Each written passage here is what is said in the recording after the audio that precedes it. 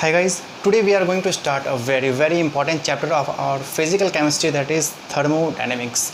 आज हम physical chemistry के अपने बहुत ही इंपॉर्टेंट चैप्टर को स्टार्ट करने वाले हैं, जो है अपना थर्मोडायनेमिक्स। ये कितना इम्पॉर्टेंट है ये समझाने की ज़रूरत नहीं है, शायद आप लोगों को पता होगा कि बहुत ही ज़्यादा इम्पॉर्टेंट है। इस चैप्टर से हर कॉम्पिटिटिव एग्ज़ाम में जिसमें केमिस्ट्री सब्जेक्ट इंक्लूड है उससे क्वेश्चंस आते हैं, है ना। और ये अगर मजाकिया वे में अगर मैं बोलूँ कि कितना इम्पोर्टेंट है, तो ये इतना ज़्यादा इम्पोर्टेंट है कि इस चैप्टर को हम लोग अपने सिलेबस में 2 बार पढ़ते हैं, है ना। एक बार केमिस्ट्री में तो एक बार फिज़िक्स में। खैर ये तो अपने मजाक के तौर पे बता रहा हूँ मैं, लेकिन हाँ इम्पॉर्टेंट तो है ये, ठीक है। तो चलिए हम शुरुआत करते हैं अपने चैप्टर थर्मोडायनेमिक्स को, और आज होगा अपना थर्मोडायनेमिक्स का लेक्चर नंबर 1, ठीक है। रही बात ये कितना टफ़ है, तो भाई कितना टफ़ है ये हम लोग आगे देख लेंगे, है ना। और एक एक चीज़ों को मतलब बेसिक से बेसिक चीज़ें हम लोग बिल्कुल अच्छे से डिटेल्स में डिस्कस करेंगे, ताकि आपको आगे प्रॉब्लम ना हो। और उम्मीद करता हूँ आपको ये लेक्चर बहुत ही अच्छा लगेगा, ठीक है। तो कंटिन्यू करते हैं, हम शुरू करते हैं। थर्मोडायनेमिक्स ये अपना केमिस्ट्री का है, और फिज़िक्स में भी हम लोग थर्मोडायनेमिक्स पढ़ते हैं, ठीक है। थर्मोडायनेमिक्स जो फिज़िक्स की होती है वो केमिस्ट्री से थोड़ी अलग है, थोड़ी सी अलग है। मैं आपको साथ में बता भी दूंगा कि किस किस जगह पे हमें फ़िज़िक्स में अलग देखने को मिलेगा ये, है ना। तो आपको मैं एक बात बता दूं कि अगर आप फिज़िक्स में भी पढ़ना चाहते हो थर्मोडायनेमिक्स, तो दोनों केमिस्ट्री और फिज़िक्स दोनों चैप्टरों को एक साथ आप कवर ना करें, है ना। तो थोड़ा सा टाइम गैप लेकर चलें ताकि आपको कन्फ्यूज़न ना हो, ठीक है। तो चलिए हम शुरुआत करते हैं थर्मोडायनेमिक्स की। सबसे पहले हम लोग बात करते हैं कि थर्मोडायनेमिक्स है क्या, ये आखिर में ये चैप्टर पढ़ना क्यों ज़रूरी है और ये चैप्टर हमें क्या समझाता है, ठीक है। देखो, थर्मोडायनेमिक्स अपनी साइंस का, अपनी फिज़िकल केमिस्ट्री का वो ब्रांच है जो हमें हीट या एनर्जी के ट्रांसफ़र को समझाता है ना। कोई भी हीट हो, देखो यहाँ पे अब इस चैप्टर में हीट और एनर्जी जो है हम लोग एक दूसरे को मतलब एक ही लेकर चलेंगे कि हीट और एनर्जी एक ही चीज़ें होती है, ठीक है। तो थर्मोडायनेमिक्स हमें क्या सिखाता है कि कोई भी हीट या फिर एनर्जी जो होती है वो किस तरीके से एक जगह से दूसरी जगह मूव करती है, और इसके मूवमेंट से क्या क्या बदलाव आते हैं, क्या क्या चेंजेस आते हैं, उसको हम लोग देखेंगे, ठीक है। तो छोटी सी डेफिनेशन लिखते हैं इसकी। It deals with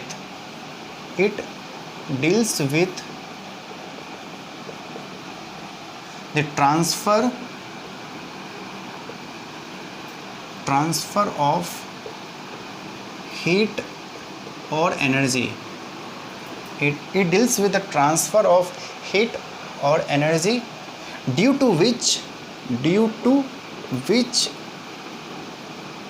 any chemical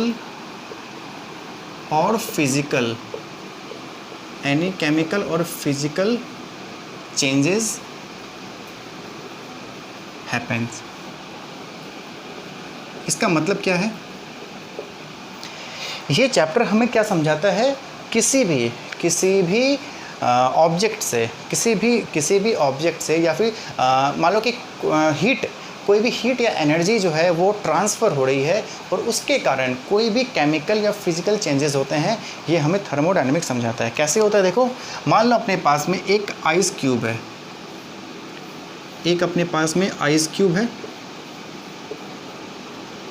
हमें पता है आइस क्या होता है, H2O सॉलिड होता है, ठीक है। अगर इसे हम ओपन एयर में रख दें, ओपन एयर में रखने से क्या होगा, ये अपने सराउंडिंग से हीट को एब्जॉर्ब करेगा और ये कन्वर्ट हो जाएगा लिक्विड में।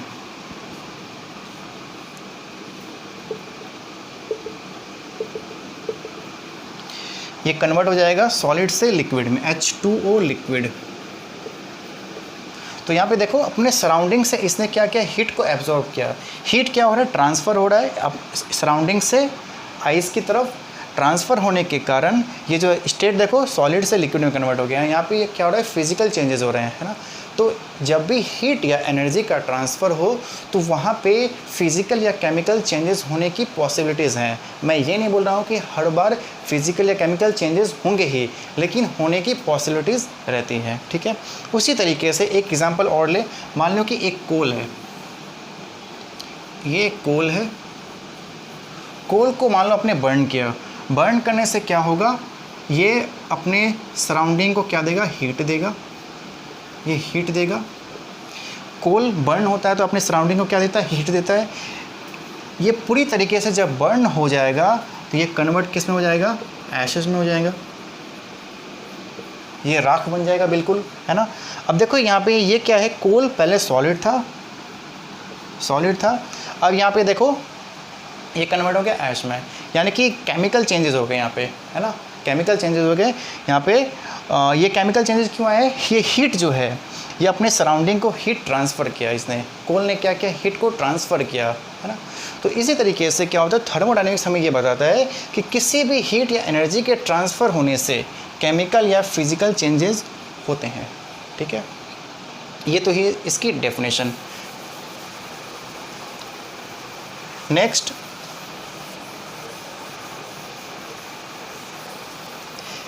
देखो इसकी डेफिनेशन जो है, इसके थर्मोडायनेमिक्स वर्ड से हम लोग समझ सकते हैं। देखो thermodynamics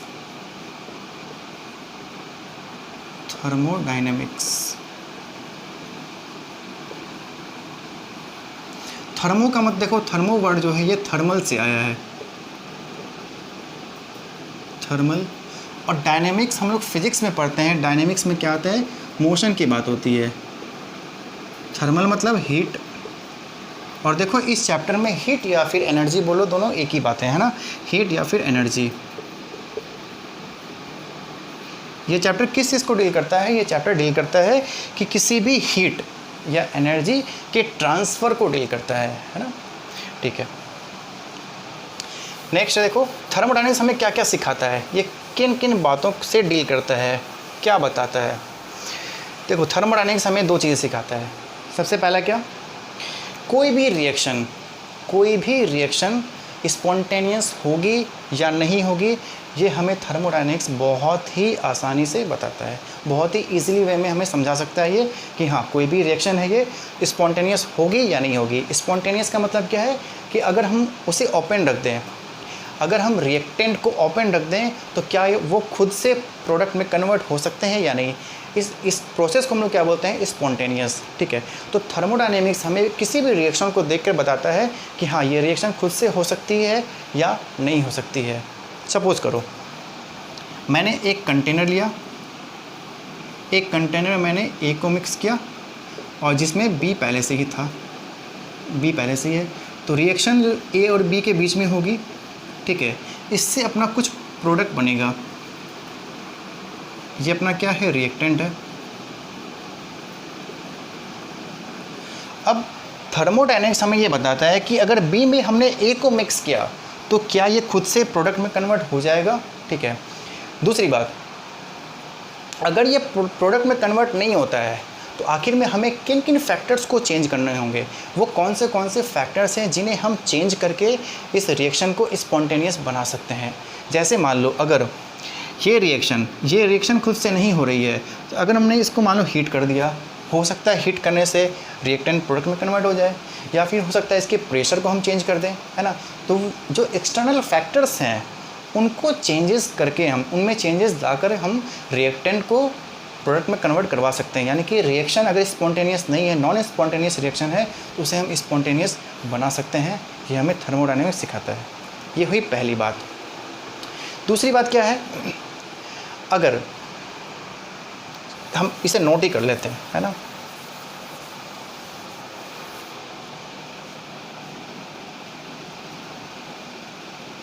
it deals with spontaneity of any reaction। किसी भी रिएक्शन की स्पॉन्टेनिटी को बताता है कि रिएक्शन खुद से होगी या नहीं होगी। दूसरी बात, अगर मान लो अपने पास में एक कंटेनर है, वापस से उसी एग्जांपल में हम चलते हैं। मान लो अपने पास में बी किसी ट्यूब में रखा हुआ है, हमने क्या किया कि ए को मिक्स कर दिया। अब रिएक्शन ए और बी के बीच में होनी है जिससे अपना प्रोडक्ट कुछ बनेगा, ठीक है। मान लो ये रिएक्शन स्पॉन्टेनियस नहीं है, यानी कि ए और बी को जब हम मिक्स करें तो ये प्रोडक्ट में कन्वर्ट नहीं होगा, ठीक है। तो हमने क्या किया, मान लो हमने क्या किया, इसे हीट किया, थोड़ा सा हीट किया और प्रेशर को भी मानो चेंज किया, ठीक है। हीट किया और प्रेशर को भी चेंज किया तो हमने नोटिस किया कि रिएक्टेंट प्रोडक्ट में अब कन्वर्ट हो रहा है, मतलब ये रिएक्शन स्पॉन्टेनियस हो रही है, ठीक है। तो अब यहाँ पे कितने हमने हीट, एक्सटर्नल हीट दिया, कितनी एनर्जी हमने ट्रांसफ़र की, इसकी वैल्यू हम थर्मोडायनेमिक्स से कैलकुलेट कर सकते हैं। मतलब क्या है, थर्मोडायनेमिक्स हमें अलाउ करता है कि कितनी हीट या एनर्जी देने से, ट्रांसफ़र करने से कोई भी नॉन स्पॉन्टेनियस रिएक्शन स्पॉन्टेनियस हो सकती है, उस वैल्यू को हम लोग कैलकुलेट कर सकते हैं, है ना। तो नोट कर लेते हैं इस बात को। Amount of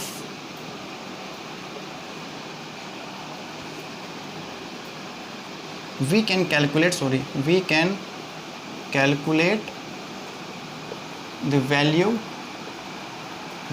of heat or energy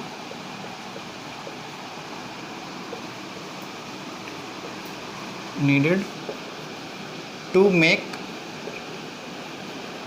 any reaction spontaneous. किसी भी रिएक्शन को स्पॉन्टेनियस बनाने के लिए कितनी हीट या एनर्जी की रिक्वायरमेंट होती है, इसकी वैल्यू हम थर्मोडायनेमिक्स से कैलकुलेट कर सकते हैं, ठीक है। तो ये 2 पॉइंट हमें थर्मोडायनेमिक्स समझाता है। पहला क्या है कि कोई भी रिएक्शन स्पॉन्टेनियस है या नहीं है, ये हम देख सकते हैं। दूसरी बात क्या है, कितनी एनर्जी या हीट किसी भी रिएक्शन को हम दें ताकि वो रिएक्शन स्पॉन्टेनियस हो जाए, तो उस वैल्यू को हम लोग कैलकुलेट कर सकते हैं, ठीक है। एक बात यहाँ पे हमें ध्यान रखनी है, एक बात को ध्यान क्या रखनी है हमें, देखो थर्मोडायनेमिक्स कभी भी, देखो ए और बी अपना रिएक्टेंट है तो ए की कुछ एनर्जी होगी और बी के पास ही कुछ एनर्जी होगी, है ना। थर्मोडायनेमिक्स कभी भी इंडिविजुअल रिएक्टेंट या प्रोडक्ट के एनर्जी को कैलकुलेट नहीं कर सकता है ना। थर्मोडायनेमिक्स कभी भी इंडिविजुअल रिएक्टेंट या प्रोडक्ट के एनर्जी की वैल्यू को कैलकुलेट नहीं कर सकता है। ये हमेशा चेंजेस की बात करता है ना, कि कितने एक्स्ट्रा एनर्जी चेंजेस देने, मतलब कितनी एनर्जी हमें देनी होगी या फिर कितनी एनर्जी बाहर निकलेगी, इसकी वैल्यू हम कैलकुलेट कर सकते हैं, ठीक है। तो इस पॉइंट को हम लोग नोट कर लें।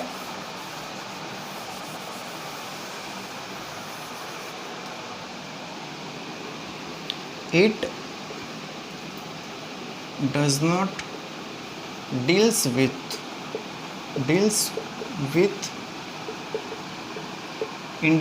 value of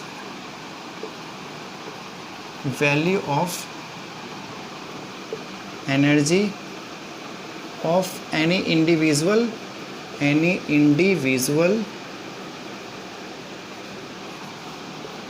reactants और प्रोडक्ट।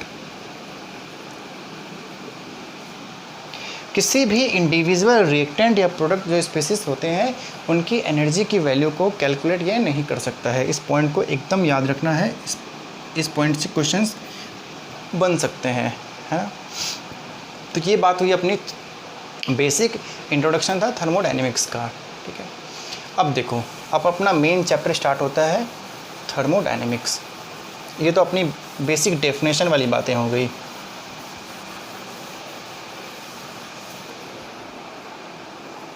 ये अपनी डेफिनेशन वाली बातें हो गई।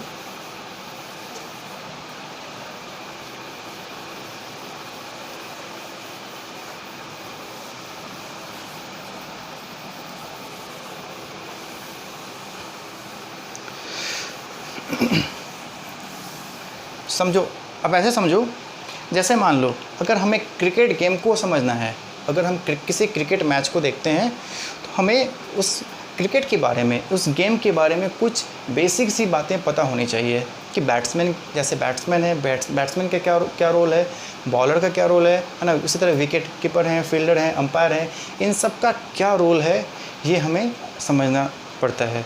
उसी तरीके से जब भी हम थर्मोडायनेमिक्स की बात करेंगे, कुछ बेसिक टर्म्स आते हैं इस चैप्टर में जिसे हमें समझना ज़रूरी होता है, ठीक है। तो क्या है वो बेसिक टर्म्स? बेसिक टर्म्स क्या क्या होंगे? जैसे सिस्टम क्या होते हैं, सराउंडिंग क्या होते हैं, यूनिवर्स क्या होते हैं, है ना, बाउंड्रीज़ क्या होते हैं, कुछ प्रॉपर्टीज़ हैं, प्रॉपर्टीज़ क्या होती है, स्टेट फंक्शन वगैरह, इन सब चीज़ों को हम समझेंगे। ठीक है, तो एक एक कर देखते हैं। हेडिंग डालेंगे some basic terms of thermodynamics. Basic terms of thermodynamics,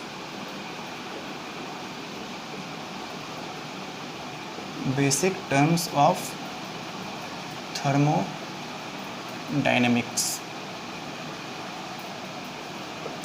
thermodynamics की कुछ बेसिक टर्म्स। सबसे पहले हम लोग बात करेंगे सिस्टम, सराउंडिंग एंड बाउंड्रीज की। बाउंड्रीज, सिस्टम क्या है, सराउंडिंग क्या है और बाउंड्रीज क्या है ना, इसे हम समझते हैं। ठीक है, देखो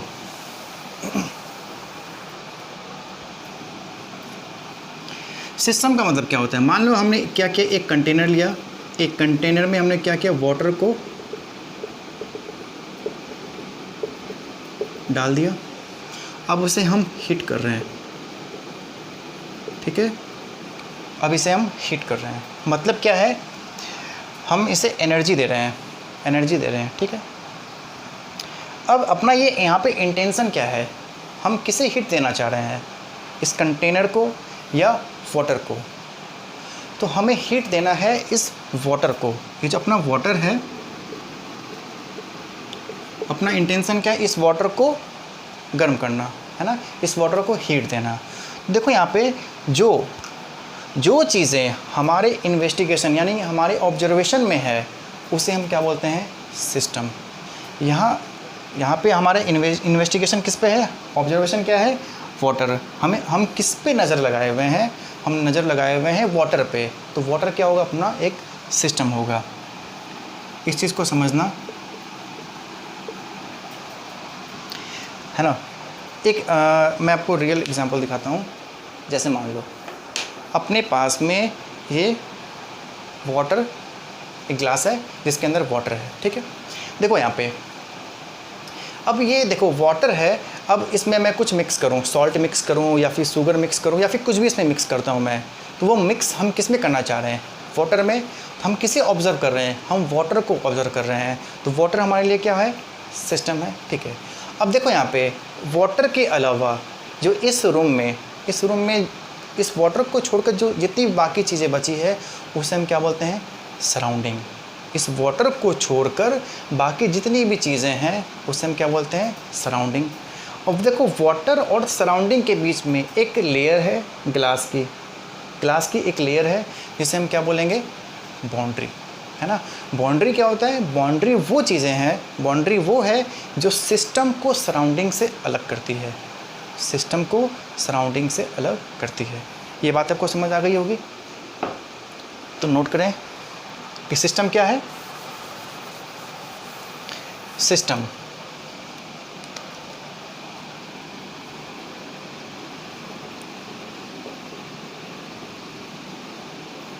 पार्ट ऑफ यूनिवर्स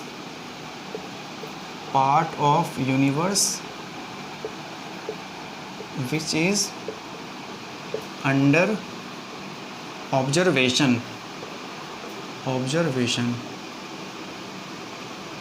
किसी भी यूनिवर्स का वो पार्ट जो अंडर ऑब्जर्वेशन है, जिसे हम ऑब्ज़र्व कर रहे हैं। जैसे मान लो ये अपना एक रूम क्या है, देखो यूनिवर्स का मतलब ये नहीं है कि हम अपने अर्थ से बाहर चले जाएं, पूरे गैलेक्सी सोलर सिस्टम या गैलेक्सी की बात करें, वही यूनिवर्स है, नहीं। यूनिवर्स का मतलब क्या है, देखो जैसे मान लो कि हमारे लिए ये एक रूम क्या है, यूनिवर्स है ना। इस रूम के अंदर ये एक ग्लास है, ग्लास के अंदर वाटर है और हम एक्सपेरिमेंट करना चाहते हैं इस वाटर के साथ। तो ये वाटर हमारे लिए क्या होगा, सिस्टम होगा। ये रूम पूरा क्या है, अपना रूम इंक्लूडेड वाटर, ये पूरा क्या है, अपना यूनिवर्स है ना। ये वाटर अपना क्या होगा, सिस्टम होगा। इस वाटर को अगर छोड़ दें तो बाकी बची हुई जितनी चीज़ें हैं रूम में, क्या होगा, वो सराउंडिंग। तो यहाँ पे मैंने क्या लिखा है कि सिस्टम क्या है, सिस्टम किसी भी यूनिवर्स का वो पार्ट है जो अंडर ऑब्जर्वेशन है, जिसे हम ऑब्जर्व करेंगे, ठीक है। जैसे एग्जांपल हमने अभी लिया वाटर का, ठीक है। दूसरी बात सराउंडिंग। सराउंडिंग क्या है? सराउंडिंग मैंने बताया कि वाटर को छोड़कर रूम में जितनी भी चीज़ें हैं वो क्या है? Surrounding. Part of universe except system. System को छोड़कर जितनी भी चीज़ें हैं वो सराउंडिंग कहलाएंगी, है ना। देखो यहाँ पे एक बार फिर से समझा रहा हूँ मैं, यूनिवर्स का मतलब क्या है। देखो यहाँ पे यूनिवर्स का मतलब है, इसको हम लिख सकते हैं system plus surrounding. System plus surrounding. अपना ये मान लो एक रूम यूनिवर्स है, तो इस रूम में ही वाटर भी है जो अपना सिस्टम है ना। सो सिस्टम प्लस सराउंडिंग को हम लोग क्या बोलेंगे? यूनिवर्स बोलेंगे। देखो यहाँ पे थर्मोडायनेमिक्स में यूनिवर्स का मतलब ये नहीं है कि हम अर्थ से ही बाहर चले जाएं, अपने सोलर सिस्टम को नोटिस करें या फिर जो गैलेक्सीज वगैरह हैं उनको हम देखें, है ना। वो यूनिवर्स की बात नहीं हो रही है ना। यूनिवर्स की बात हो रही है कि अपना सिस्टम देखो, जहाँ पे भी हम लैब में भी एक्सपेरिमेंट करेंगे या फिर कहीं भी एक्सपेरिमेंट करते हैं वो छोटे लेवल पर करते हैं, है ना। तो उन एक्सपेरिमेंट वाले एरिया को छोड़कर बाकी अपने सराउंडिंग जितने भी उसके आसपास के एरिया हैं उनको हम क्या बोलते हैं? सराउंडिंग, ठीक है। तो सिस्टम प्लस सराउंडिंग क्या होगा? यूनिवर्स। तो नोट करें इस चीज़ को, system plus surrounding is universe, ठीक है। देखो अब यहाँ बात होती है बाउंड्री की। बाउंड्री क्या है? ये बाउंड्री अभी मैंने समझाया। जैसे ये ग्लास है, ये वाटर अपना सिस्टम, इस वाटर को छोड़ के जितनी भी चीज़ें हैं वो क्या है? सराउंडिंग है। वाटर और ये सराउंडिंग के बीच को सिस्टम और सराउंडिंग के बीच में जो भी आ रहा है उसे हम क्या बोलेंगे? बाउंड्री। यानी कि ये जो ग्लास है, ये ग्लास क्या है? ये ग्लास है अपनी बाउंड्री। बाउंड्री की डेफिनेशन क्या लिखेंगे हम लोग? बाउंड्री क्या होती है? Any surface, system surrounding boundary, ठीक है। एनी सरफेस और लेयर which separates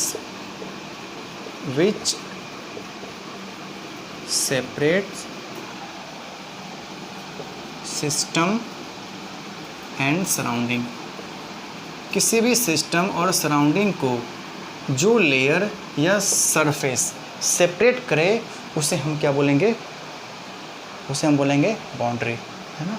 बाउंड्री क्या है? किसी भी सिस्टम या सराउंडिंग को सेपरेट करे उसे हम बोलते हैं बाउंड्री, ठीक है। तो नोट करेंगे इसे, फिर आगे हम लोग कंटिन्यू करते हैं।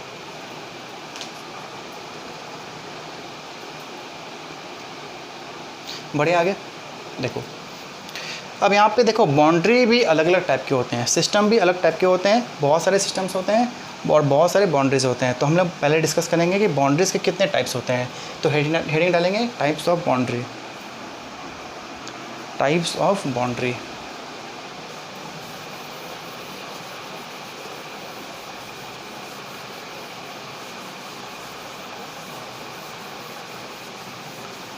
Types of boundary.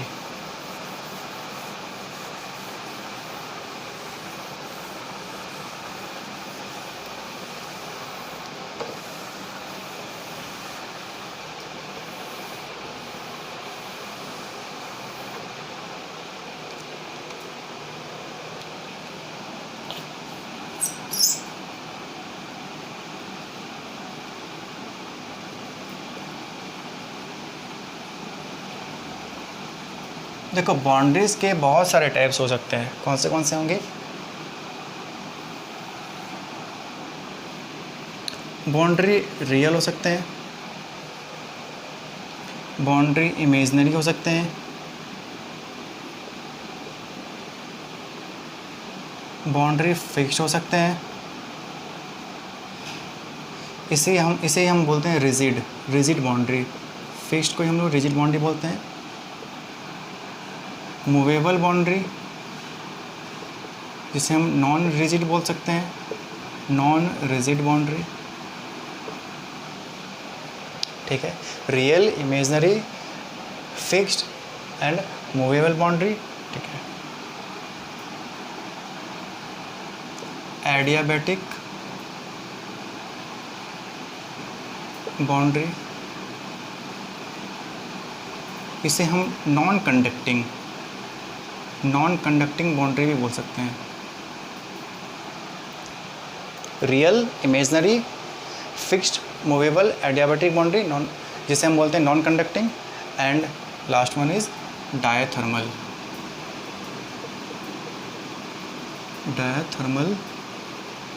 बाउंड्री। इसे हम कंडक्टिंग बाउंड्री भी बोलते हैं, कंडक्टिंग बाउंड्री, है ना। तो ये अपने पास में 6 टाइप्स ऑफ बाउंड्री हैं। एक एक कर समझते हैं हम। सबसे पहले फिक्स्ड बाउंड्री समझते हैं कि फिक्स्ड बाउंड्री क्या होता है, इसे समझते हैं हम। ठीक है, देखो वैसी बाउंड्रीज एक बात पहले समझो। इनके टाइप्स को समझाने के पहले मैं आपको एक बात समझा देता हूँ। जैसे मान लो अपने पास में एक कोई सिस्टम है,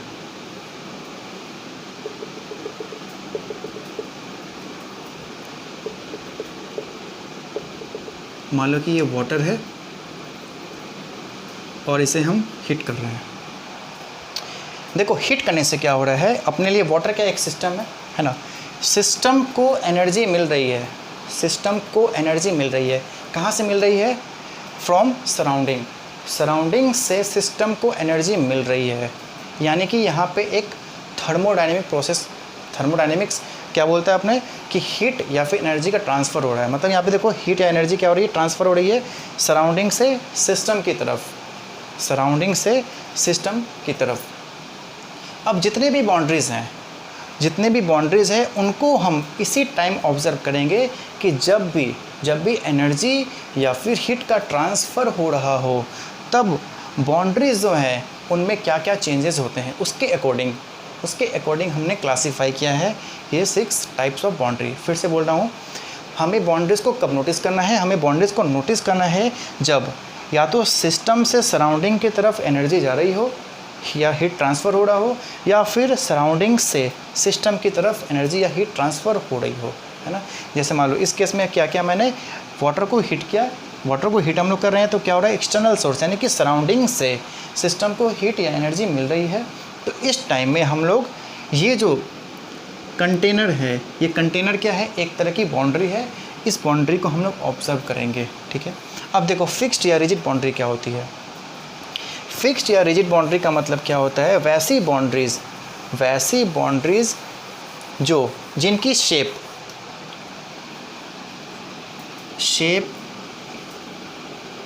and size of boundaries doesn't change during energy transfer। Energy transfer from system to surrounding और वाइस वर्सा। इसका मतलब क्या, देखो फिक्स्ड बाउंड्री क्या होती है, वैसी बाउंड्रीज़ जिनकी शेप और साइज़ में कोई चेंजेस नहीं आते हो। वैसी बाउंड्री जिसकी शेप और साइज़ में कोई चेंज नहीं आते हो। कब? जब सिस्टम से सराउंडिंग या फिर सराउंडिंग से सिस्टम में एनर्जी का ट्रांसफ़र हो रहा हो, है ना। जैसे मान लो अपने पास में ये गिलास है, इस गिलास में वाटर है। अगर मैं यहाँ से इसे हीट करना स्टार्ट करूँ तो हीट करने से क्या होगा, सराउंडिंग से, देखो यहाँ पे ये अपना पूरा क्या है, सराउंडिंग है। सराउंडिंग से एनर्जी ट्रांसफ़र हो रही है वाटर को यानी कि सिस्टम को। तो देखो यहाँ पे हीट ट्रांसफ़र होने के कारण ऐसा है क्या, जो ग्लास की शेप है ग्लास की शेप है या फिर साइज़ है उसमें कोई चेंजेस आएंगे क्या? चेंजेस यहाँ नहीं आएंगे, है ना। हीट करने से ग्लास की शेप और साइज़ में कोई चेंज नहीं आएंगे। तो ये ग्लास अभी किस टाइप का बाउंड्री है? ये ग्लास अपने पास में बाउंड्री है रिजिड या फिक्स्ड, है ना। वैसी बाउंड्रीज़ जिसकी शेप और साइज़ में कोई चेंज नहीं आता हो। कब? जब एनर्जी का ट्रांसफ़र हो रहा हो सिस्टम से सराउंडिंग की तरफ या फिर उल्टा सराउंडिंग से सिस्टम की तरफ, है ना। ये है फिक्स्ड बाउंड्री। इसका एग्जांपल मैंने अभी आपको समझा दिया। नेक्स्ट है अपना मूवेबल बाउंड्री। मूवेबल बाउंड्री इसका ठीक उल्टा होगा। Shape and size of boundary changes. Shape और साइज बाउंड्री के क्या होंगे? चेंज होंगे।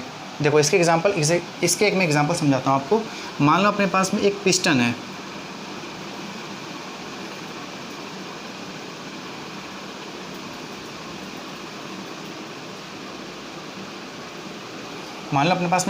है,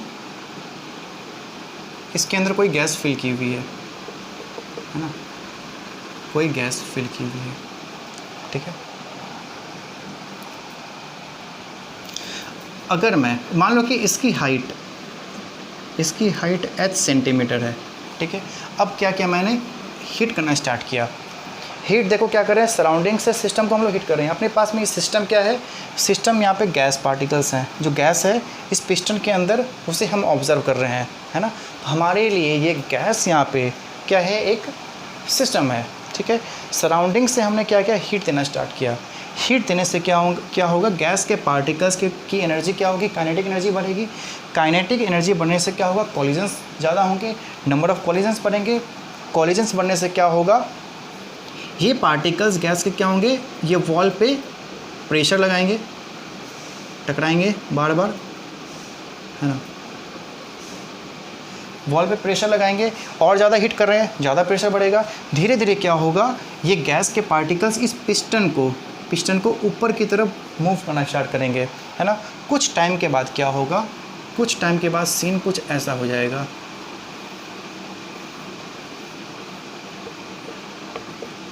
कुछ टाइम के बाद क्या होगा? ये पिस्टन थोड़ा सा ऊपर आ जाएगा, है ना। तो यहाँ पे देखो अपने पास में ये जो सिस्टम है, सिस्टम के चारों तरफ क्या है? बाउंड्री है।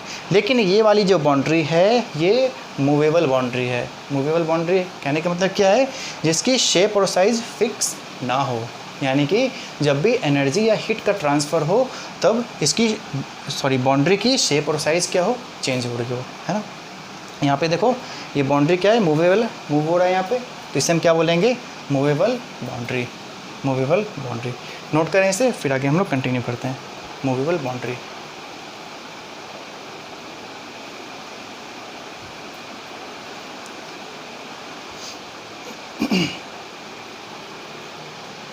मिटा दूँ इसे, ठीक है।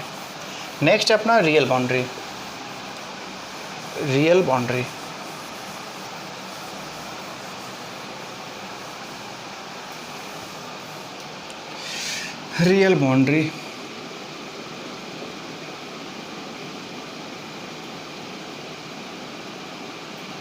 देखो ऐसी बाउंड्रीज जिसे हम देख सकते हैं और छू भी सकते हैं, है ना। वैसी बाउंड्रीज जिसे हम देख सकते हैं और छू भी सकते हैं उसे हम लोग क्या बोलते हैं? Real boundaries. जैसे वापस से आते हैं अपने बोरिंग से एग्जांपल पे। अपने ग्लास में क्या है? वाटर है ना। वाटर अपने लिए सिस्टम है और ये जो ग्लास है, ग्लास क्या होगा? अपना एक सराउंडिंग होगा। ग्लास क्या है? एक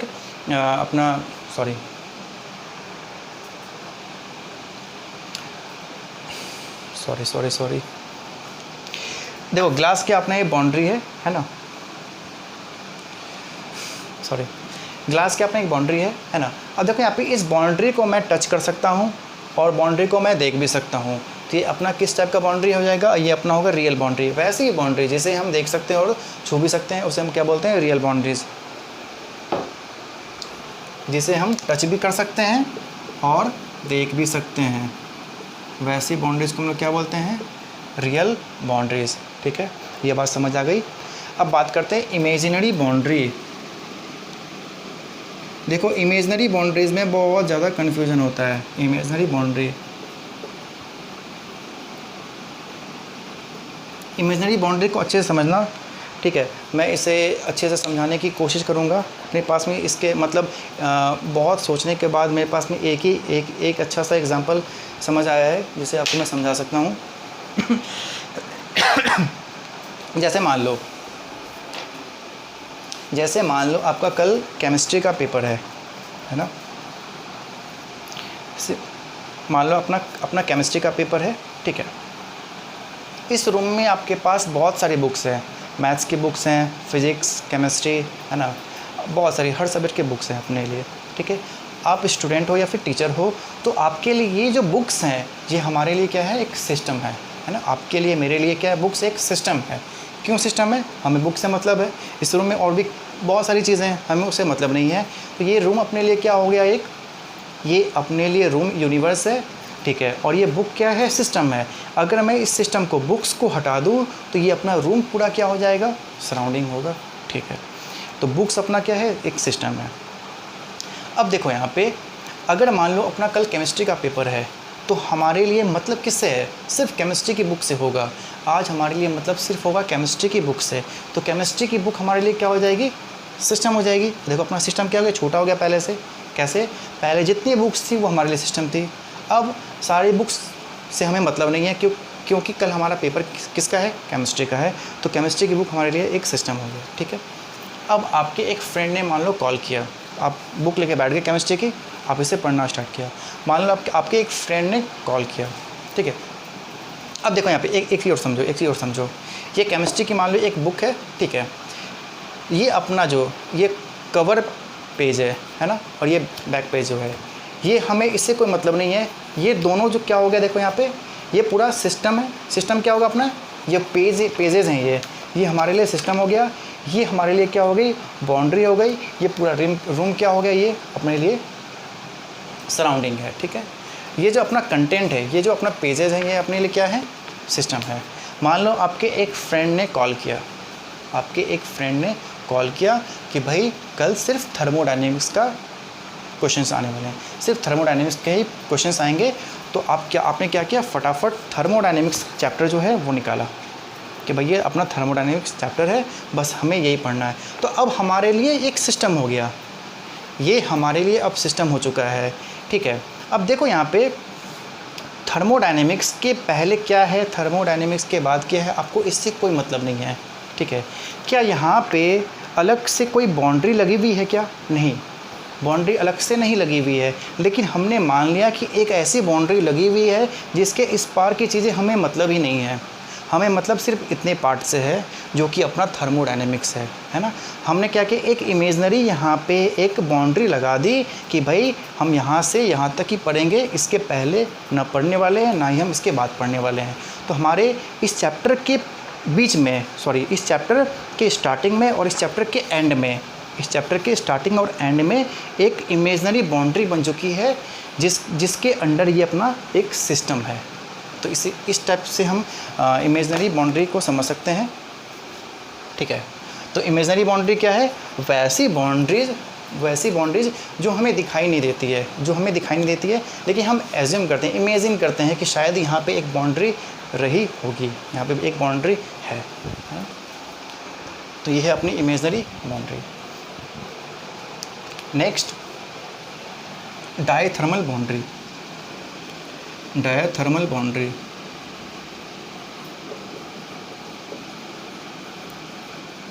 देखो डायथर्मल बाउंड्री का मतलब क्या है, वैसी बाउंड्रीज मान लो अपने पास में, इसी से वापस हम लोग समझते हैं। मान लो इस बार मैंने क्या किया, इस ग्लास में मैंने हॉट वाटर को रख दिया, गर्म पानी मैंने रख दिया। ठीक है, और उसको ऐसे ही किसी प्लेस पे रख दिया। कुछ टाइम के बाद क्या होगा, देखो यहाँ पे इस वाटर से हीट बाहर निकलेगी, सिस्टम से हीट बाहर निकलेगी, सिस्टम से सराउंडिंग की तरफ हीट या एनर्जी ट्रांसफ़र होगी, है ना। वो किसके थ्रू ट्रांसफ़र होगी? इस बाउंड्री के थ्रू ट्रांसफ़र होगी। मतलब ये जो बाउंड्री है वो हीट को सिस्टम से सराउंडिंग की तरफ मूव होने को अलाउ करता है ना। जैसे मान लो अपने पास में एक कंटेनर है, एक ग्लास है, ग्लास में मैंने हॉट वाटर को रख दिया, ये हॉट वाटर है, और इसको मैंने कवर भी कर दिया, मान लो अच्छे से कवर भी कर दिया। लेकिन इसके बावजूद कुछ टाइम के बाद ये पानी जो है वो ठंडा हो जाता है। ऐसा क्यों हो रहा है? क्योंकि जो हीट है, इस कंटेनर के अंदर जो हीट है वो बाहर जा चुकी है, मतलब सिस्टम से सराउंडिंग की तरफ एनर्जी या हीट जा चुकी है। अब वो हीट किसके थ्रू गई होगी? वो हीट गई होगी इस बाउंड्री के थ्रू हीट गई होगी। मतलब इस बाउंड्री ने हीट को अलाउ किया कि सिस्टम से सराउंडिंग की तरफ तुम जा सकते हो या फिर सराउंडिंग से सिस्टम की तुम आ भी सकते हो। मतलब इस बाउंड्री ने अलाउ किया कि हीट को तुम मेरे थ्रू तुम पास हो सकते हो। ऐसी बाउंड्रीज़ को हम लोग क्या बोलते हैं? डाइथर्मल बाउंड्रीज़। सॉरी, वैसी बाउंड्रीज़ जो अपने थ्रू सिस्टम और सराउंडिंग के बीच में हीट या एनर्जी के एक्सचेंज को अलाउ करता हो, उसे हम बोलते हैं डाइथर्मल बाउंड्री। नेक्स्ट है एडियाबैटिक बाउंड्री।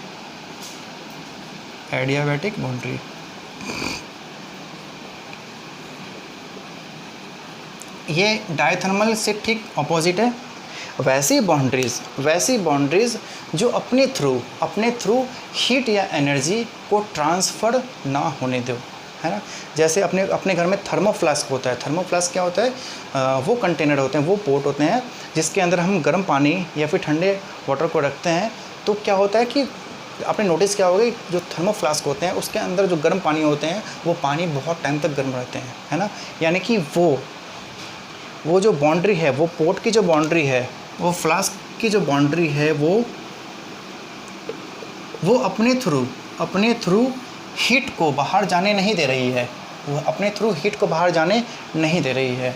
तो ऐसी बाउंड्रीज़ को हम लोग क्या बोलते हैं? Adiabatic boundary. वैसी बाउंड्रीज़ जो अपने थ्रू सिस्टम से सराउंडिंग की तरफ हीट को ना जाने दे या फिर सराउंडिंग से सिस्टम की तरफ हीट को ना आने दे, उस वैसी बाउंड्रीज़ को हम लोग क्या बोलते हैं? Adiabatic boundary.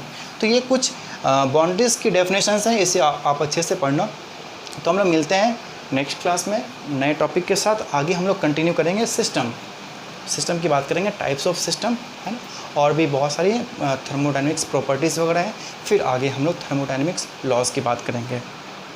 एक बात और है यहाँ पे, आप प्लीज़ आप लोगों के सपोर्ट की बहुत ज़्यादा ज़रूरत है मुझे। मैं बिल्कुल यूट्यूब पे नया हूँ। आप लोग ज़्यादा से ज़्यादा शेयर करें अपने दोस्तों से। और मैं आपको ये प्रॉमिस करता हूँ कि हम लोग केमिस्ट्री के एक चैप्टर को अच्छे से पढ़ेंगे। हम लोग पूरा सिलेबस जो अपना कवर करेंगे, चाहे वो फिज़िकल हो, इनऑर्गेनिक हो या फिर ऑर्गेनिक हो, और जेईई और नीट को ध्यान में रखते हुए कवर करेंगे। तब तक के लिए थैंक यू।